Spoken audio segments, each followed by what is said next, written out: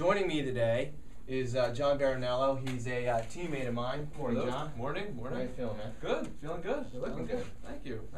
So, we have clients in here all the time, and it really helps. What's your favorite aspect of the design studio? What does it help you do the most when you're having clients in here? Well, actually, what I really like is when the client has an opportunity to come into the design studio, it kind of gets them out of their element a little bit, and it lets them see things from a different perspective. They're so focused on their particular yard and what's in their yard that, at that particular moment before we go ahead and do any design or construction. So it gives them an opportunity to see a bunch of different, like you said, a bunch of different things at one time in one place. But what I really like is they're not thinking about their yard.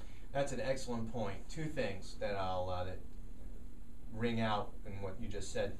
One is, so many times there's so many distractions, and when a landscape contractor meets them at their home, or a landscape designer meets them at their home, all those distractions are getting in the way of really just creative design. Yeah. And secondly, what you point out is, by bringing them into this environment, they get out of their own environment. And by getting out of that environment, it kind of opens their eyes up more to other possibilities and what is available to them. Yep. Excellent. Yeah. That's definitely my favorite aspect. And it's fun too. They come in. There's lots of things to see and touch, and right. It's just a great opportunity. So, a little bit about Live Oak Landscape Contractors. We have actually a fairly unique design process. We have this garden studio which helps us. We actually use this quite a bit to show clients materials. We also have a very different design process, more than a lot of different other contractors and even landscape architects. I know that we're going to do some more blogging on these different various subjects, but it breaks out into a couple different areas. Obviously, we have a design agreement, so we initially engage the client with a design agreement. We talk to them specifically about that agreement and what the threshold is around that agreement. We then do something called a site analysis. We actually go out and visit the site, take photographs, check winds, sun, mature trees, things like that, relevant to the specific site itself. We come up with something called preliminary design. Preliminary design is basically conceptual designs for their home. This is very different than what you would say a lot of designers do. Some designers just go into this closet, they don't use any input from the client, and they come up with like one solution. I mean, how many times do our competitors just do like one solution? We're saying this is all they did. We don't do that, do we? We do a bunch of designs. No. I still can't believe that people would do that. What we like to do is, like Mike said, like you said, is first go out to the site, get the site analysis. Basically, just a recap on what you said, is just all the information we need to create a design. This is absolutely vital. Then once we get that, we get one thing you missed is we like to get homework from our clients. You're right, homework is critical. Which is a cute word, just research on their part, things that they like, favorite colors, favorite plants, something they've seen, anything that they can bring to the table that's going to help us do the design plan.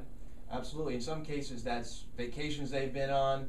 That might be magazines they've cut out and said, hey, I really love this grill. How many times have we gotten, our clients have pushed us past where we're capable of even dreaming of, is because they brought us this photo of something they saw on vacation, and we build it in their yard. It can be the smallest thing, or it can be the biggest garden in the world. It doesn't matter. I like to say it could be anything.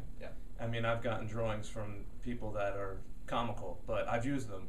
Absolutely, because they're critical elements that they want to see in their landscape somehow. That's right. Nice. So, and then once we get all that info in terms of the designs, we like to give options. Just options. It's creating design plans in the same plot plan, but they have a little bit of a different style. Each of them.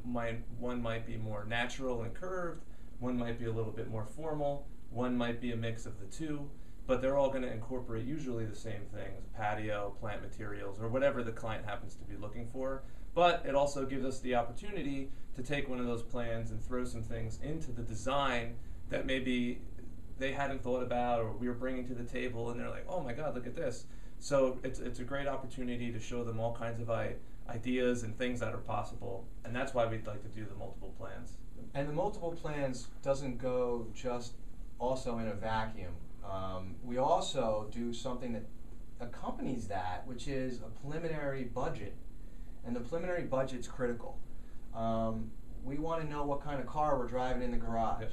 If a client wants a Honda, we're driving a Honda. If the client is looking to have a Mercedes, pulling it into the garage, then we're driving a Mercedes. So it doesn't get designed just with this, hey, no cost in mind.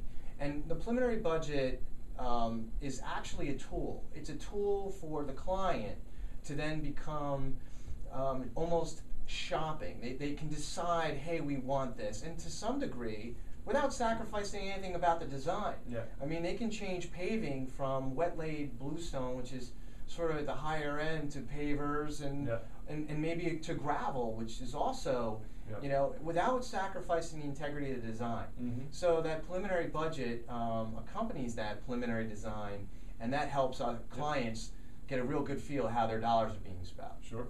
Yeah, I don't have too much more to add to that. I mean, it just gives them options, just like the design does. It's a menu for them to go through, and one other thing I like is that it doesn't lock them into anything. It doesn't make them feel pressured about spending a certain. Imagine I just came to them with a number that was just one finite number, and they feel like, well, what is this, and what are my options and things. It gives them opportunity to think about ways to maneuver their budget, phase their projects, all that kind of stuff. Absolutely, absolutely. And then from there, we basically finalize, we get to some sort of agreement as to which way the design is going, and it kind of gets a little bit more concrete, right? I mean, it's all on the computer, we do that, and we finalize the design, and from there, the client actually knows almost at that point what they're spending on the project, because they pretty much had control through the preliminary budget. That's that correct. Right? Yeah. To summarize, just like the preliminary designs evolve to one plan ultimately, right, the preliminary budget will evolve to one price and a number of projects, and everything will be organized for them, and they'll have a final number. But it's the way you get there. The way we get there is very flexible, and it gives the clients opportunities to be part of the process and to make decisions for themselves. And that's why we like to give them options with multiple plans, and also with the preliminary budget, giving them a range of options on materials and projects. But with all those tools, we arrive at one plan and one contract. We sign it, we have all of our terms in there, and everybody's comfortable, and they've got everything in front of them. And one of the things that we do right up front is let our clients know that we are a build contractor, that we have that ability to actually install the project and manage the project as it's been designed, which gives us a tremendous advantage over our competitors. Yep. One of the things I also want to point out, having said that, is we take them through that process almost as flexible as we do on the design. Materials are loose. We actually have the clients in our design studio here, and they see materials here. We're also not opposed to going to some of our vendors and visiting materials out in the field, and the same thing with plant materials. Is that right? Oh yeah, no. Once you've got your plan and your numbers, okay, well, even during that process, you're going to want to familiarize them with the materials, and photos are good. Coming in here is great, but we obviously don't have every material in the world in this studio. So if certain things come up where they want to see material, we can go to the vendor, they can see it there, or what I like to do, again, with the flexibility, is I'll get some samples, bring them to the home, so they can lay it out against the color of the house, they can see it, they can feel it, I can leave it there. So I like to do that. Again, it's flexible for the client. It helps out. If they want to go to the quarry or to the nursery, we can do that too. Right. But I try to work with my clients, whatever's going to be the best thing for them. And in terms of, as you said, design build, basically just real quick, design build company like ours is we design it and build it. That's basically what that means. Some people one-stop shopping. One-stop shop, but with the quality in mind, and the advantage to it is that our men, our Live Oak guys are constructing the project, which is invaluable because we've designed it in-house. All of our guys are on the same page. I'm physically out there myself, value engineering the project, while it's being built, monitoring the guys, quality control, and all that, which really, really makes the clients comfortable that they've seen me through the whole design process, the numbers, and I'm actually out there till the project is done. It's complete. It's complete with our guys, so you know, it's great. Yeah. It's a huge advantage. Huge advantage. Yeah. Huge advantage.